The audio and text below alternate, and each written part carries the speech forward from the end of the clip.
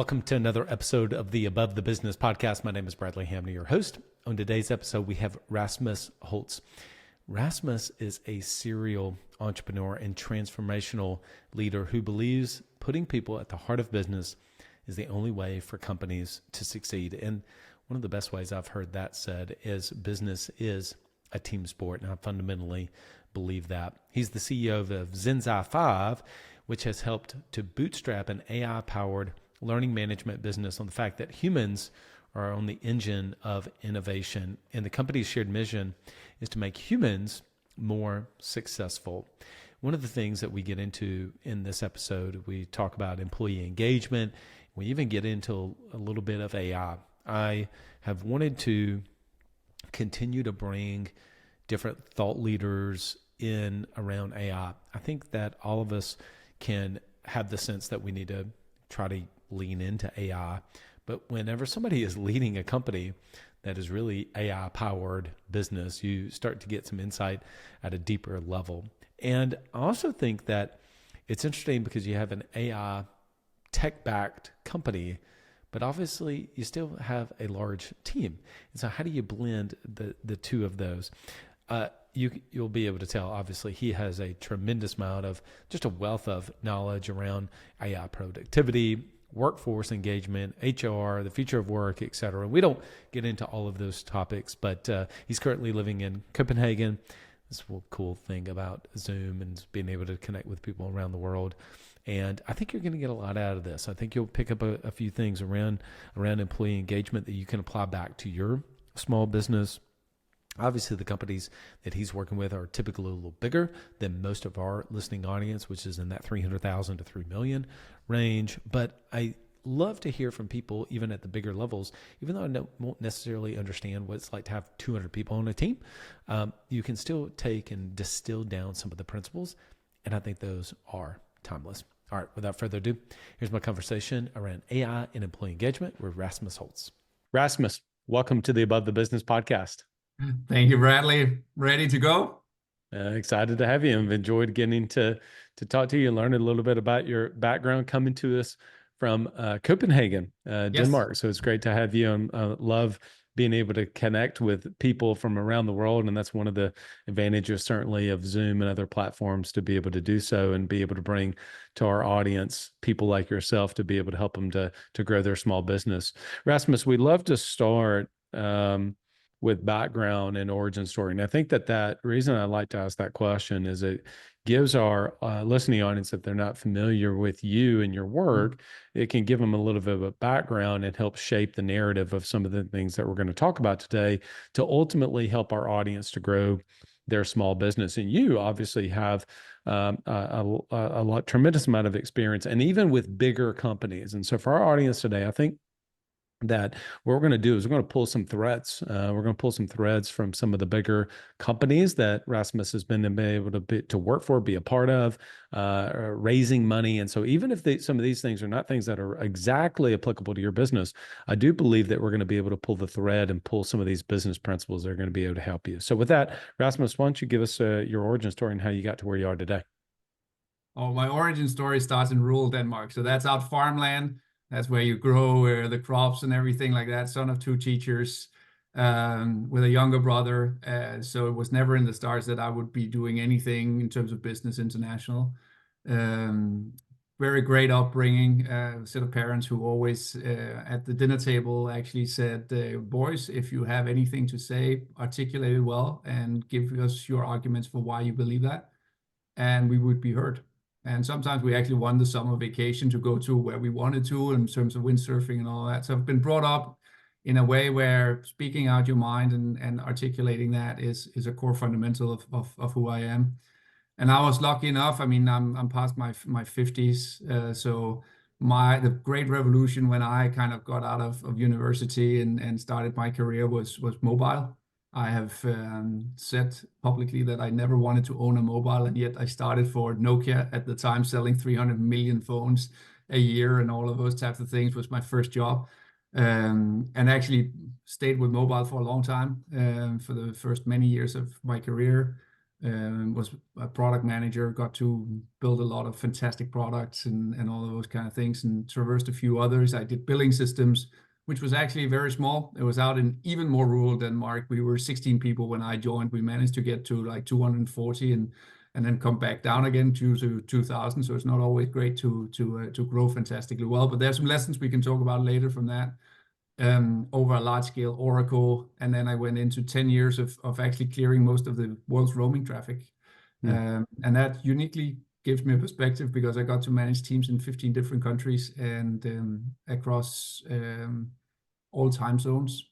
And that led me to live in Luxembourg for 7 years. And then from there onwards to the Bay Area for 7 years with both Huddle and a company called Wire.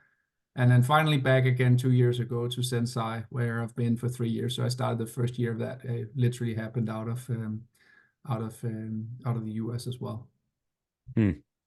What do you think in some of the companies that you've been a part of? I know you recently had raised $20 million, during a recession as an example, and you've been a part of other raises. For some people, that most of our audience, our members, are all bootstrapped, right? I mean, they have to balance growth and profitability.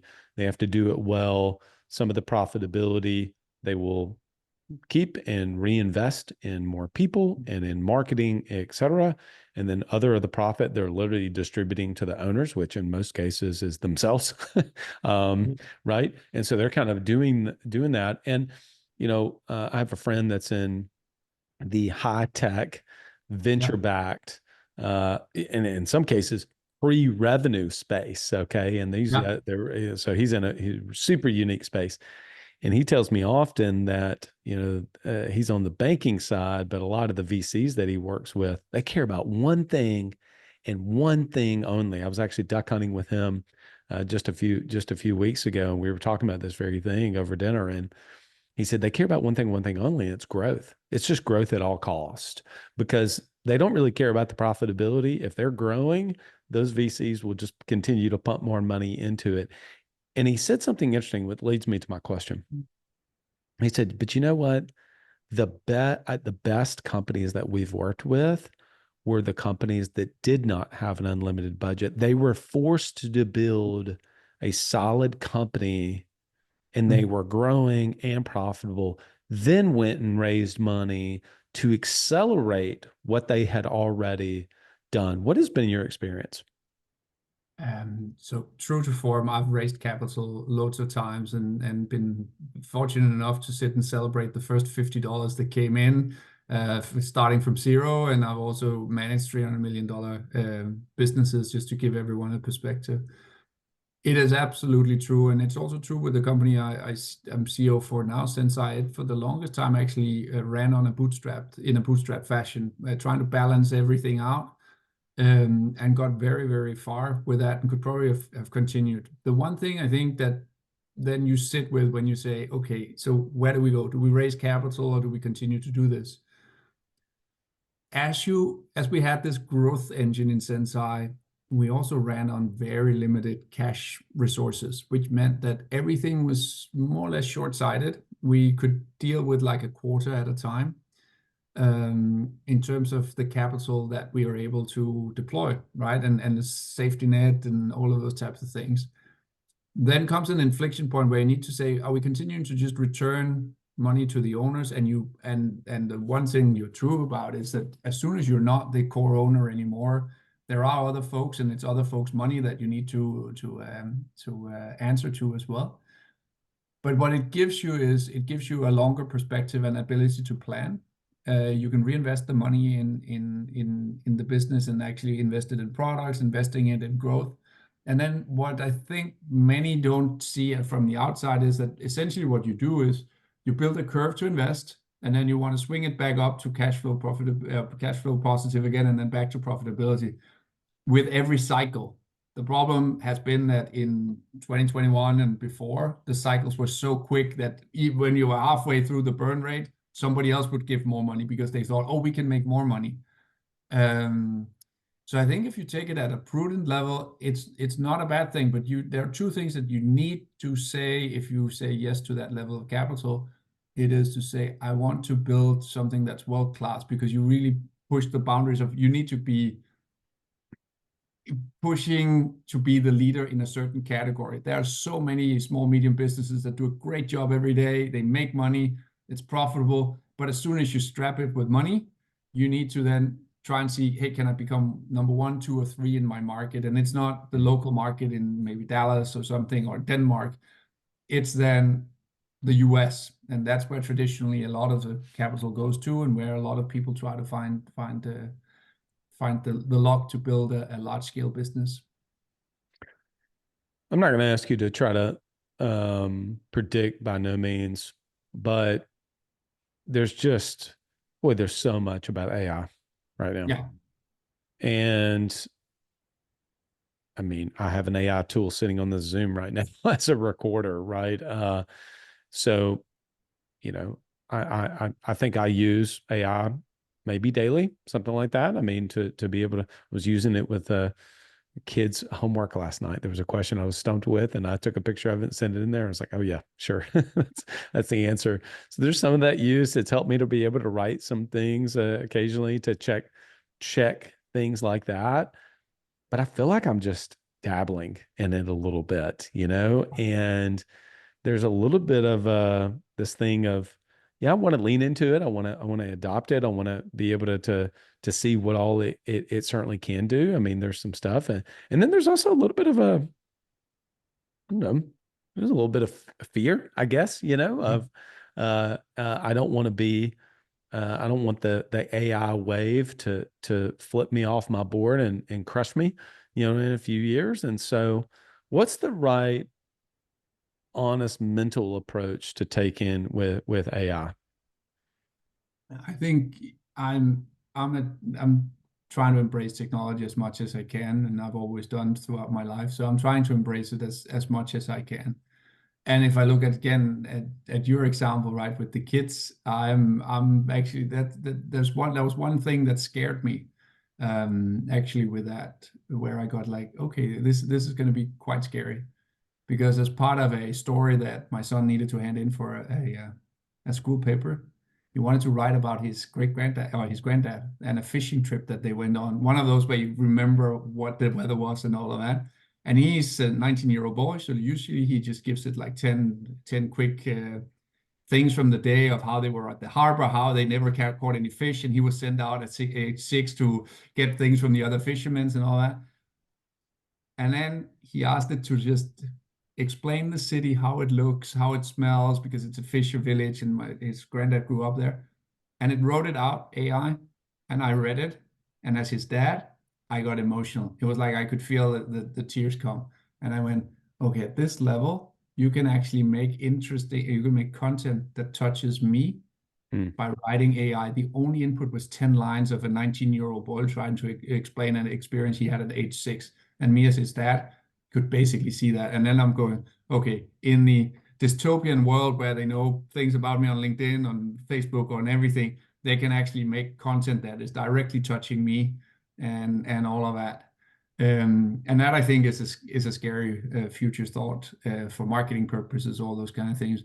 But on the other hand, in our business and how we use it, I think there's a lot of tasks that we've already eliminated, where people were sitting, moving things from databases to mm, PowerPoint presentations for us to do a board presentation that we're no longer doing, or simple service tickets answers that's just mm. basically much more quickly and in a much better way fixed in those kind of ways. So I'm very pro that AI is gonna do something for us as a humankind, but I also think, remember that the business I work in is an HR tech business.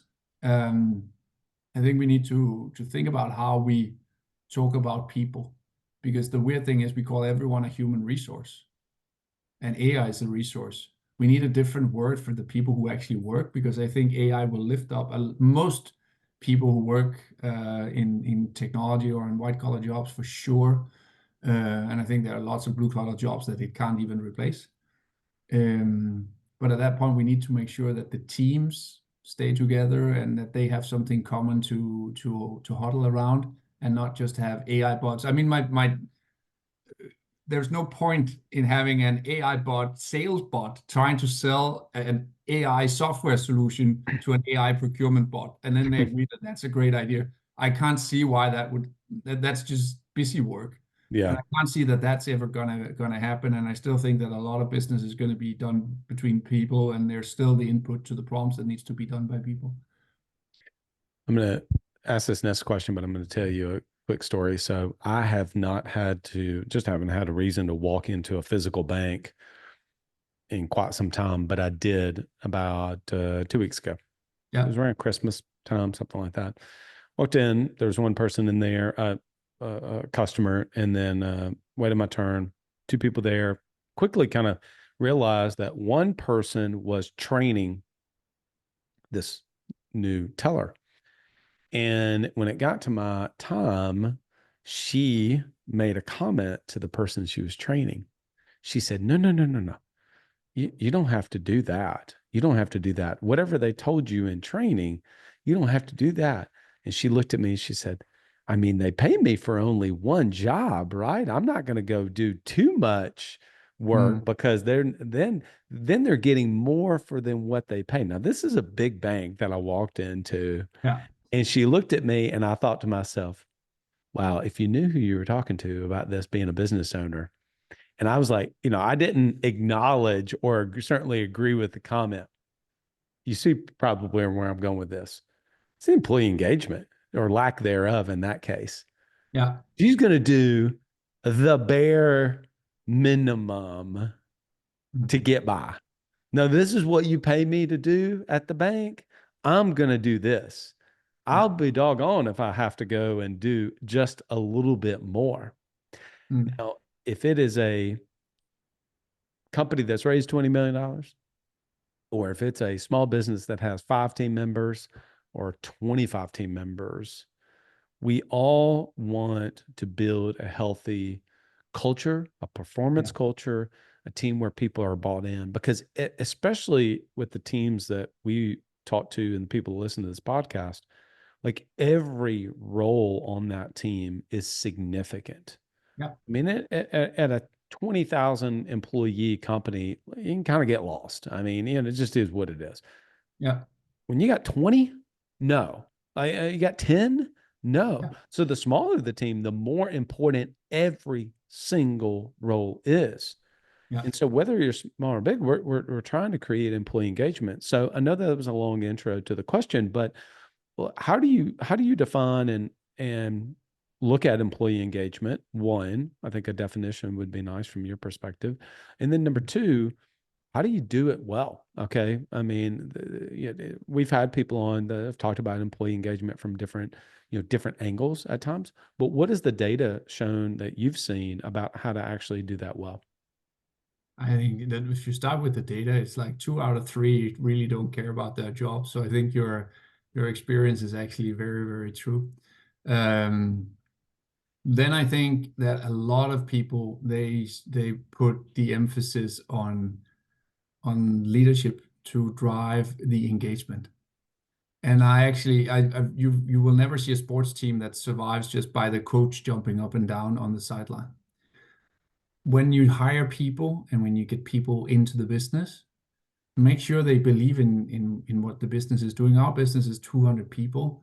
Um, Instead of going for a monetary ambition, we do have a monetary ambition, but our mission is actually to change the name human resources to human success and create this engagement, performance, and training. So for me, that's the number one thing. Create something that people want to be part of, a company that wants to succeed, whether you produce paper or whether you produce software or anything. Have them show up every day and want to be part of a winning team, because the contrary is also true. There are very few people who want to be on a losing team every day. And if you have 6 employees or 200 employees and they're all looking at each other and going, we don't care to be here, then it's really terrible. And I think that only the companies that are able to get engagement between the employees is actually they will be the ones who are winners. And one of the things we've done is we've I say this is free, and I wrote about it on LinkedIn not too long ago.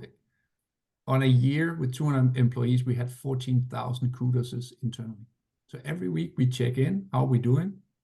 And we've created a culture where it's really great to give other people kudos because it's free and nobody will say, hey, that was not a great kudos. It doesn't matter if you're the CEO, if you're the janitor, whoever you are of the business. If somebody comes and says, Bradley, I really love what you did, it actually starts to build a camaraderie. And we're really terrible at that as businesses, but we are great. I mean, I was an athlete in my youth, and you can feel that in team sports. And we don't harness it in companies, and it's free of charge. And again, it doesn't matter if you're 10 people. Actually, what happens when you're a small business, because everyone knows each other. I know Yeah. your kids, you know mine, all of that. There's a plethora of these kudos or support, or you know when to push me because, hey, I'm doing great, or you know that my wife is ill and therefore I might not be doing so well. You know that. But we're really terrible at harnessing that in businesses. And I think that's one of the things where you really need to put your finger on as a business owner and as a leader in general, because it's not up to just the business owner to generate that. It's up to the team. And if you generate that from the team, it starts to lift up. And I think management theory for so many years has been top down. Whatever I want needs to happen. And sometimes Yeah. that's what it is. But the engagement that comes from the team up. So I have a background in sports. I'm a competitive son of a gun, and I like to win too. And Yes. so I totally agree. I want to build a company that and with that, there are times that you're not winning, Yeah. to be clear. Okay. So Yes. just because you say you want to win doesn't mean that we're always winning. I mean, Michael Jordan didn't win. I mean, he won six, but he didn't win all of them every year, Kobe, et cetera. So, That was a Bad sports. Boys Pistons in his way, right? Yeah, the Pistons were in the way, and for sure, and some other teams were there. But I mean, clearly had a lot of success. My point is, so how have you, whenever you say, "Hey, people at our company, they want to be a part of a winning team," how have you been able to define what winning and losing is, and like tangibly, like actually, what are some of the things that you all are doing that help the team feel like, yeah, we are winning? What does that actually look like in practice? So I think if we stay in the sports analogies, it is like when you start building a team. So your last season was not particularly great and stuff like that, and you want to build a championship winning team. Most coaches and owners for that, they actually set a 2, 3, 4 year plan. They know it's not going to happen next year. So if you're as a business owner, you are able to say, and this is what I do, I try to set a 3 year plan. I try to use objectives and key results for lack of a better, but essentially what I'm doing is just writing headlines of a book. So I take three years and say that in the first year, we want to have these things solved. And what I told the business was we wanted to have a stable financial underpinning of the business. In the year we've just passed, I told them we wanted to be a product leader. In the years to come, I want to be a top 10 great place to work. I want to have a brand built, given that our platform is built on Microsoft. I want to have a brand that stands next to Microsoft and could stand on its own 2 feet and stuff like that. So what I'm doing here is I'm writing chapters out that everyone can see that we need to get to like our end goal. And now what happens is there are what many business owners judge on is the result. So you always, especially, and we're also guilty in that in sports. Hey, you lost 24-21, so you lost the whole game. But if you listen to all of the coaches afterwards, they will always go, yeah, but I like that play, or I like that, I like that. And when you start to blend like your numbers, so your quantitative output with your qualitative, because I've been able to say to the team, you're still on track because we have changed our name from LMS 365. We built a brand that then won an international award for that. And I told them that we were going to be a brand in 2028 that could stand next to Microsoft. We started this great place to work because I've said my ambition is we want to be a top 10 great place to work in the world. And then we started last year, and we were actually, for the first time when we did that survey thing, we were top 100 in UK and we were top 10 in Denmark. Hmm. This year, all of our operating entities are in that, so they can always say, oh, there's motion towards. Then we told them we're going to have not one product, which was our original product was Learn. We're going to have more products. We acquired Weekly. So after the financial stability, we acquired Weekly 10. So they've seen that's happening as well. And what now happens is actually Joe Montana versus the Bengals story, which is my favorite American sports analogy, because I've seen a small clip told by the Bengals defense, and they are up. I think they're up by 4, and Joe Montana starts on his own 9-yard line or something like that. And the Bengals defense tells that, hey, they can see the 49ers believe that this is going to happen. When they step up to the line, they know they're going to. And I think the first two plays, they only take like a few yards. They don't even get to a first down. The next one, he slings it to the middle. And then the Bengals defense actually tells, now we even believe he's going to do it. The rest of the game was just it was almost like it was not a match. They knew it was going to happen, and then he scores like 19 seconds before time. And what it builds with the team is a belief that, hey, and for Zensai, we didn't have a perfect season at all. There were some hiccups with some brand changes and some products and some stuff like that. But when we recap the year and we go, oh, on the long run, did we do a lot of the things we wanted to be doing? Yes. Did we hit exactly the numbers we wanted to? No. But when you blend it, it was an above average season. Now we go into the next, and we finally, we ended the season with a good win in December and good close of business. And now we go in with a new season where we go, okay, team got stronger. We've built some building blocks for next year, and now we build on top of it. And now, obviously, I have to move the goalpost to 1 year out more. So as a leader, it requires you to actually sit and take the time to think. And I think often as business leaders, we chase this very short term, what can I fix tomorrow? But if you don't have your chapters written out of what you want to be doing, it's really, really difficult to keep that motivation and keep people looking at the long-term goal. You mentioned something there. I would love for you to share just your experience with it. Look, I think ideas are everywhere. Implementation and execution is everything, indeed. Yeah. But oftentimes as a CEO, the most important thing that you can do for the business is to spend time thinking about the business. That's actually fundamentally what I believe. Now, it doesn't mean that you sit around 40 hours a week just meditating and you don't actually go do something. No, but a lot of times there's emotions involved. And if we allow our emotions to take the wheel, so to speak, in our decision making, at least in my own experience, that has not proven to be wise. Talk about your own discipline of actually whatever that looks like for you. If that's getting away quarterly, if that's getting away, having a discipline of weekly thinking, going to a coffee shop, getting away from all the meetings. Like you're a busy person. You have a lot of meetings around the world with people. We were talking about that before we hit record.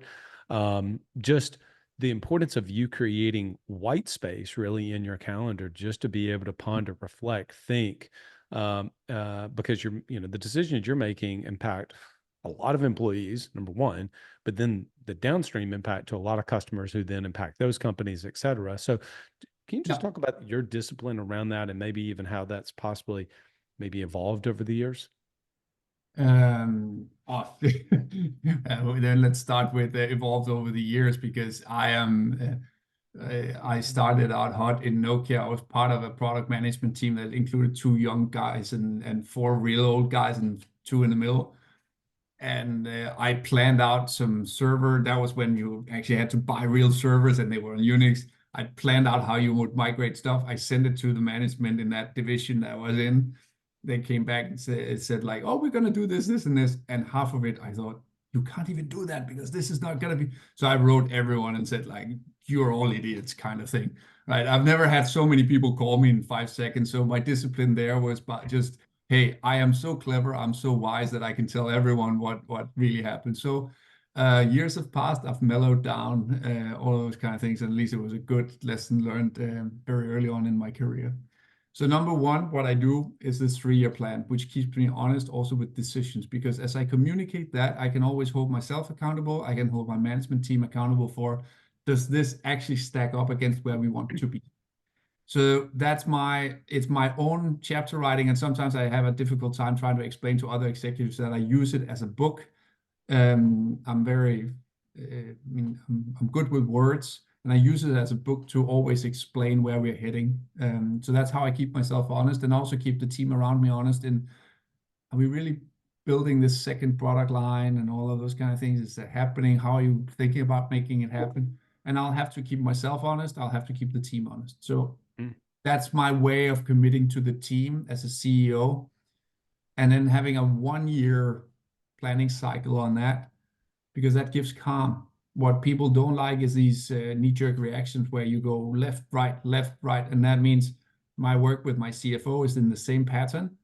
So we have very few knee-jerk reactions in terms of what happens with the business, and thereby it's a stable forward motion rather than a knee-jerk. Mm. And then you asked about how I find space for that. I will say I'm still a decent runner, and I'm also a decent bike rider, and those have for me provided a lot of calmness to think for myself, and just be out on a bike riding 100 kilometers or Mm. running a 10K. I can switch off and just let thoughts flow through my head, is what I do for myself.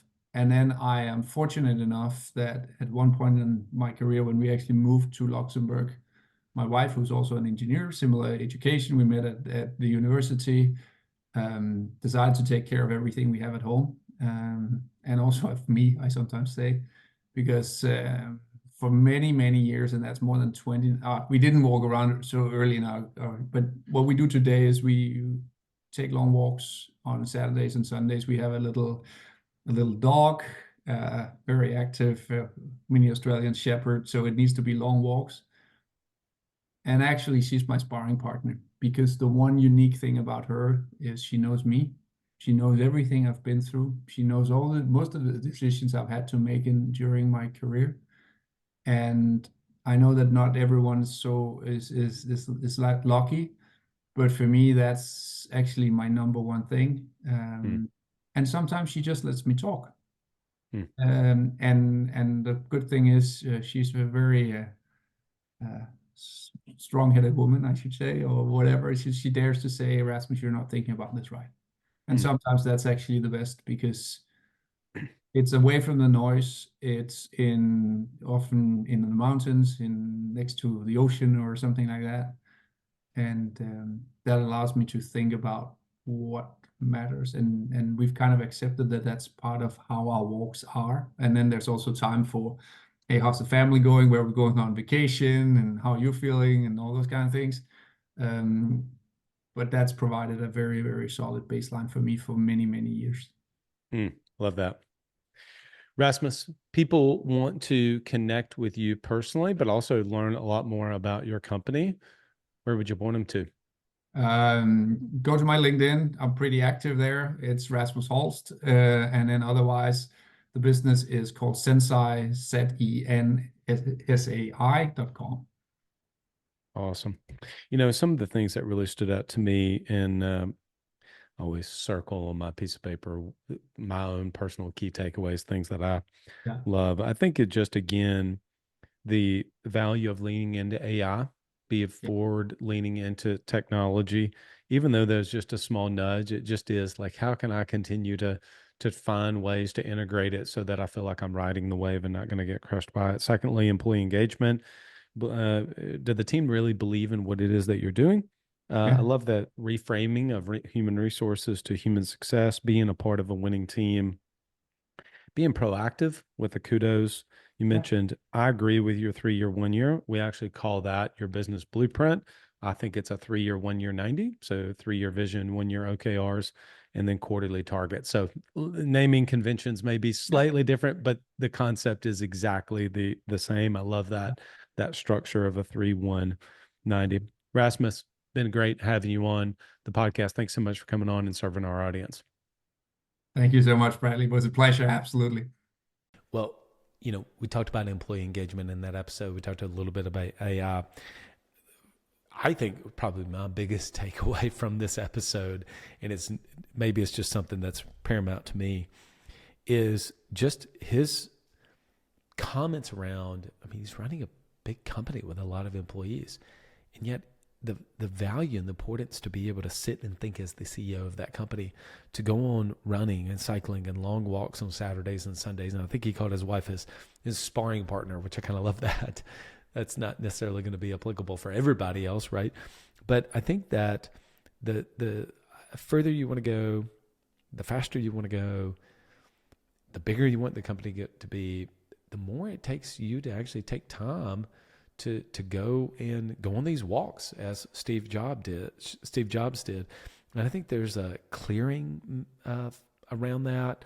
And it just even made me want to revisit myself. How much am I doing that? How much am I actually taking the time to go on long walks? And sure, there's time and place for sure on strength training, et cetera, and really getting a sweat. But sometimes just being able to go on a long walk, and it's tough around this time of the year whenever it's cold and it's rainy and it's a little gloomy outside. It's not usually we just came off of a week where it was down into the single digits in Alabama. That's not normal. It's hard to get out early in the morning or at any time to be able to go for a walk. But I do think that that's just a great reminder of the value of that, of going and thinking as the CEO of your company. All right, big shout out to our podcast sponsors, Autopilot Recruiting, Coach P Consulting, Today App Pro, and Club Capital. If you want to be able to build a bench or be able to expand your team in 2025, none better to work with. They're going to be able to help you to buy back your time and do the parts of the recruiting process that ultimately you need to own. They can take everything else off of your plate to make sure that you have a recruiting worker for you every single week. Go to autopilotrecruiting.com. It's hard to find a place where you actually can get development yourself as the business owner, but also you can continue to invest in the development of your team. You can do that, though, with Coach P. Go to coachpconsulting.com. Let him know that you heard about him on the Above the Business podcast. Look, I've told it many times. My degree was in finance. I had no idea what I was doing running business financials. And so when I run into that, I was actually just talking to somebody yesterday that led into a conversation today. And they said, hey, look, I know I should know these things. I said, no. Why do you think that you should know these things? Until you've actually learned them and been taught these business ideas, whether they're principles around finance or not, it's not like you're coming out of the womb knowing these things. And so if you're in that place, you want to learn, you want to lean into it. Club Capital can help you to do that. They can give you the mindset, the skill set, and the tool set to do just that. Go to club.capital. If you're looking for an integrated tool to pull your bonus, compensation plans, and your word tracks all in one seamless place for your insurance agency, go to todayappro.com, todayappro.com. Get away from the spreadsheets, the Excel spreadsheets, and the clunky things that you're using. You can put it all in one place. It is seamless, easy to use. Your team is going to love it. todayappro.com. Art of One, great episode. Till next time, lead well and go be great.